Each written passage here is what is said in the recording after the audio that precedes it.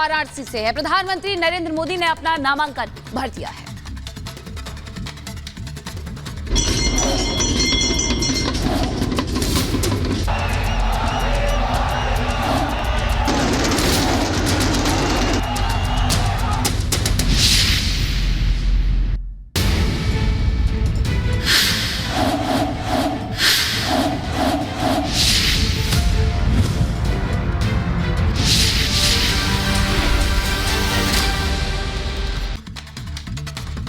और प्रधानमंत्री नरेंद्र मोदी ने इसके बाद एक्स पर ट्वीट किया है, काशीवासियों का धन्यवाद भी किया है। उन्होंने कहा है कि जिस तरीके से 10 साल मिला है उसकी वजह से मैं बहुत ज्यादा खुश हूं। उसने मुझे काम करने के लिए प्रेरित किया है। तीसरे टर्म में भी नई ऊर्जा से काम करूंगा।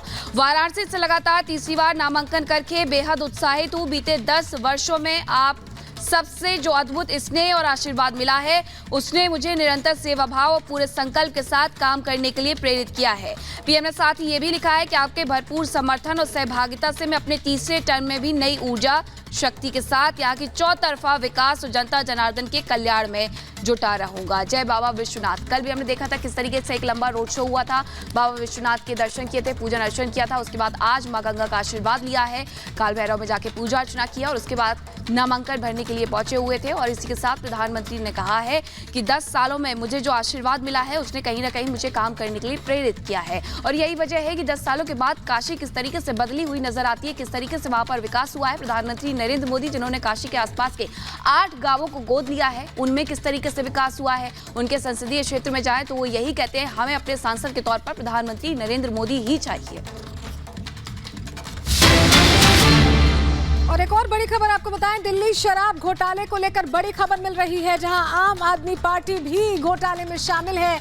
ऐसा ईडी की तरफ से दावा पेश किया गया है। हाईकोर्ट में ईडी के वकील ने बयान में दरअसल कहा है कि शराब घोटाले में आम आदमी पार्टी भी शामिल है। ये इस वक्त की बड़ी खबर आपको बता रहे हैं। जिस तरह से शराब घोटाले को लेकर अलग अलग मामले, हियरिंग्स लगातार चल रही है। मनीष सिसोदिया ऑलरेडी अभी जेल में है, तो उनको लेकर भी यहाँ हियरिंग चल रही थी। और इसी दौरान ईडी ने यह दलील दी है कि आम आदमी पार्टी की भी हिस्सेदारी है और ऐसे में आम आदमी पार्टी घोटाले में शामिल है और आम आदमी पार्टी को भी अब आरोपी बनाया जाएगा। ये बहुत बड़ी बात है, बहुत बड़ा झटका एक तरह से कहेंगे आम आदमी पार्टी के लिए। चुनावों से ठीक पहले जब ईडी ये कह रही है कि आम आदमी पार्टी को भी अब इस पूरे मामले में आरोपी बनाया जाएगा, यानी जो लोग पहले से जांच के दायरे में थे वो जांच का सामना कर रहे हैं, लेकिन अब पूरी की पूरी आम आदमी पार्टी ही जांच के दायरे में आने वाली है। ईडी की तरफ से ये कहा गया है, हाईकोर्ट में ईडी के वकील के बयान ये सामने आया है कि आम आदमी पार्टी को भी आरोपी बनाएंगे। देखिए, इसके पहले भी जब मुख्यमंत्री अरविंद केजरीवाल की गिरफ्तारी हुई थी 21 मार्च को, तब कुछ कागजात जब्त किए गए थे और उस दौरान भी ईडी ने कोर्ट में जाकर के यही कहा था कि पूरी की पूरी आम आदमी पार्टी ही दिल्ली शराब घोटाले को लेकर के उसमें शामिल है। ये बात साफ तौर पर कोर्ट में 22 मार्च को ईडी के द्वारा कही गई थी। और अब जब फिर से यही बात निकल करके सामने आ रही है, मनीष सिसोदिया की ये हियरिंग का पूरा मामला था और इस दौरान आपको लेकर के भी ईडी ने बड़ी बात कह दी है कि दिल्ली शराब घोटाले में आम आदमी पार्टी को आरोपी बनाएंगे। हाईकोर्ट में ईडी के वकील ने यह बड़ा बयान दिया है, कहा है कि सप्लीमेंट्री चार्जशीट दाखिल होगी और उसमें हम आम आदमी पार्टी को भी आरोपी बनाएंगे। हाईकोर्ट में ईडी के वकील का यह बड़ा बयान सामने आया है और यह बात उस वक्त भी ईडी के वकील के द्वारा कोर्ट में, राउज एवेन्यू कोर्ट में कही गई थी जब मुख्यमंत्री अरविंद केजरीवाल को 22 मार्च को पेश किया गया था राउज एवेन्यू कोर्ट में। उस दौरान भी यही कहा गया था कि पूरी की पूरी आम आदमी पार्टी इस घोटाले में शामिल थी, जिससे लेकर के आम आदमी पार्टी ने कड़ा विरोध किया था कि कल तक नेताओं के नाम थे, आज पूरी आम आदमी पार्टी पर सवाल उठा दिए। लेकिन एक बार फिर से जब ये मनीष सिसोदिया की हियरिंग का मामला सामने आया तो आप भी घोटाले में शामिल है, ये ईडी के वकील ने हाईकोर्ट में कहा है और कहा है कि आपको भी हम आरोपी बनाएंगे। सप्लीमेंट्री चार्जशीट भी इस पूरे मामले में, कथित शराब घोटाले मामले में दाखिल की जाएगी।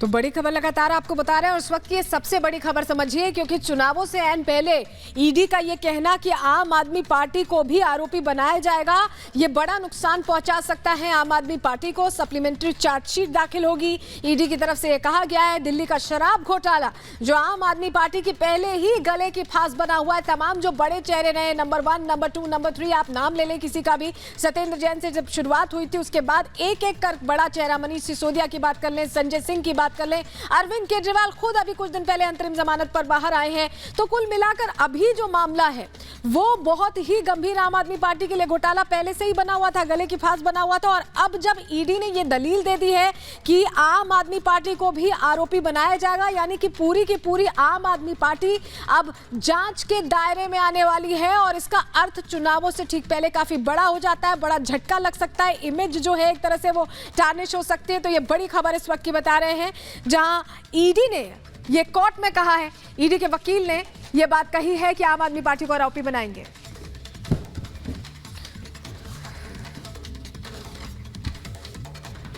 और चलिए आगे बढ़ते हैं। लोकसभा चुनावों के लिए प्रधानमंत्री मोदी ने वाराणसी से अपना नामांकन दाखिल कर दिया है और पीएम मोदी लगातार तीसरी बार काशी से चुनावी रण में हैं। नॉमिनेशन के पहले पीएम मोदी मां गंगा का आशीर्वाद लेने पहुंचे और नामांकन के बाद जो तस्वीरें देखी गई वो ये बताने के लिए काफी है कि काशी एक बार फिर मोदी को आशीर्वाद देने के लिए तैयार है। रिपोर्ट आपको दिखाते हैं।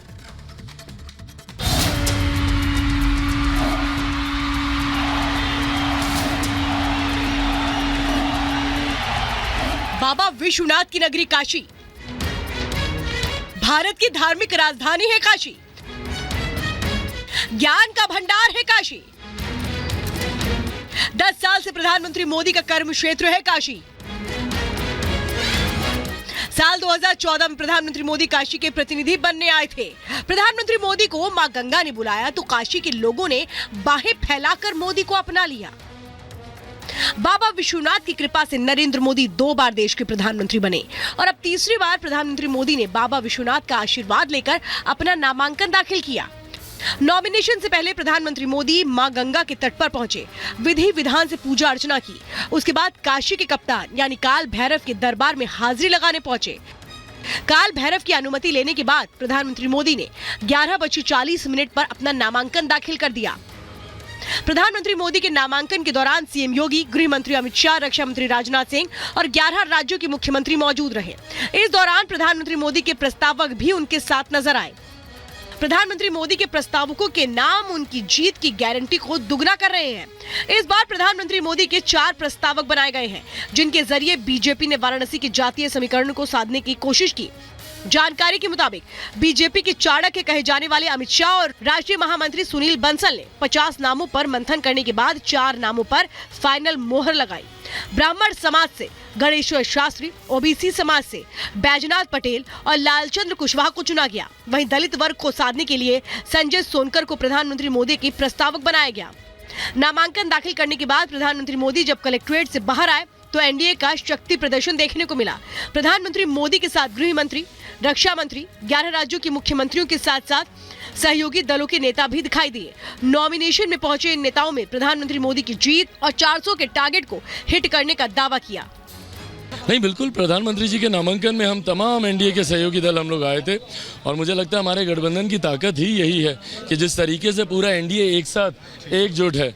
ऐसे में जहां एक तरफ बटा हुआ विपक्ष आप देखते हैं, तो ऐसे में हम लोग का विश्वास कि जो लक्ष्य प्रधानमंत्री जी ने दिया वो सरलता से पार कर लेंगे, क्योंकि ये हम लोग की ताकत है, एकजुटता।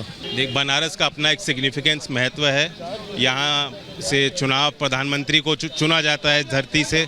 यहाँ के मतदाताओं को मेरी शुभकामनाएं। आज एक शुभ अवसर था, हम सब लोग देश के विभिन्न दल के नेता मौजूद थे और हमारे लिए सौभाग्य की बात है। 2014 के बाद से काशी के भाग्य ने करवट ली है। काशी विकास पथ पर रफ्तार भर रहा है। सकरी गलियों की वजह से जिस काशी को उपेक्षित किया जाता था, वहां आज चौड़ी सड़कें और रिंग रोड है। जो घाट अपनी बदहाली पर आंसू बहा रहे थे, आज वहां सैलानी क्रूज का आनंद ले रहे हैं। भक्त और भगवान के बीच की दूरी को कॉरिडोर दूर कर रहा है। विकास के ऐसे ही कार्यों को आगे बढ़ाने के लिए प्रधानमंत्री मोदी तीसरी बार काशी आए। अब देखना यह होगा कि इस बार मोदी की जीत का अंतर कितना बड़ा होता है। Bureau report, Republic Bharat.